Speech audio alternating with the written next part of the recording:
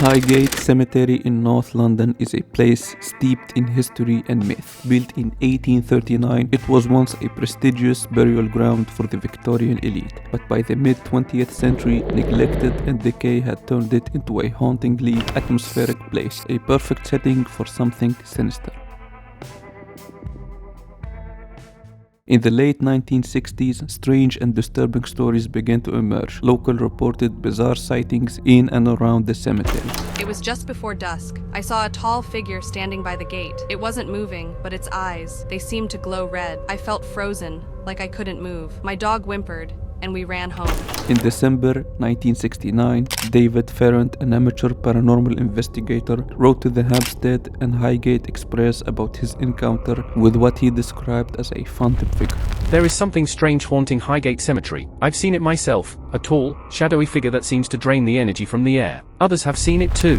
Ferrand's letter sparked public interest, leading others to come forward with their own chilling accounts. The local police also received reports, though many were dismissed as pranks or exaggerations. Another one. A man says he saw glowing eyes in the cemetery, probably teenagers messing around. But when several dead foxes were found in the area, their bodies drained of blood, the reports took a darker turn. The Highgate Vampire, real?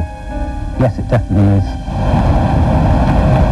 David Ferrand, founder and chief investigator of the British Psychic and Occult Society, believes he has the answer.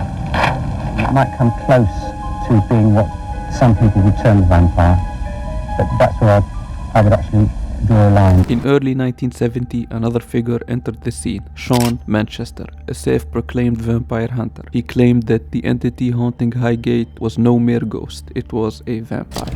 This is not just any vampire. This is a king vampire brought to England by followers of black magic in the 18th century. It must be stopped before it claims more victims.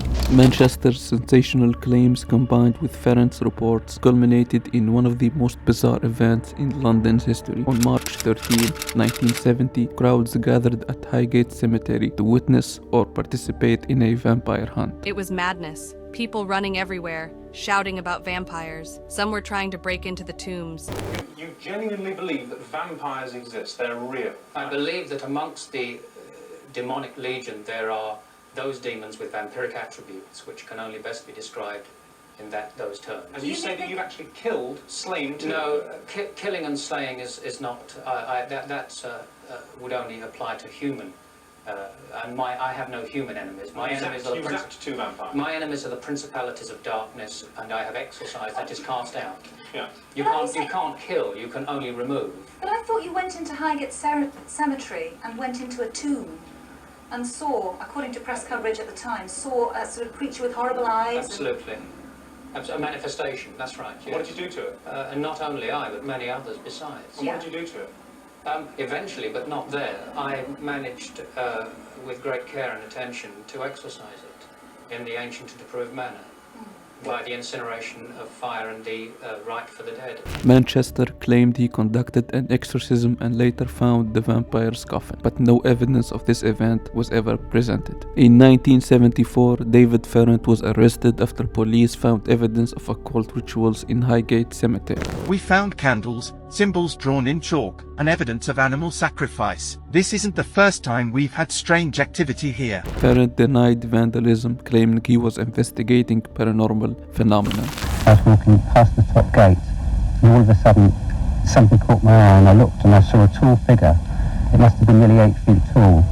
We decided to conduct a séance at night in Highgate Cemetery. Unfortunately, that investigation for that séance got interrupted by the police, and I ended up being arrested and taken to court and charged with hunting a vampire. The Highgate Vampire remains an enduring legend, whether it was a case of mass hysteria, elaborate hoaxes, or something truly supernatural. The story continues to captivate. I did not impale a vampire in Highgate Cemetery. I impaled it when it relocated to unconsecrated ground. What did it look like?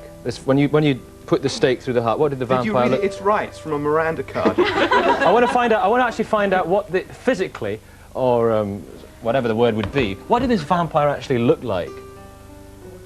A several-day-old corpse with a bluish tinge under the skin.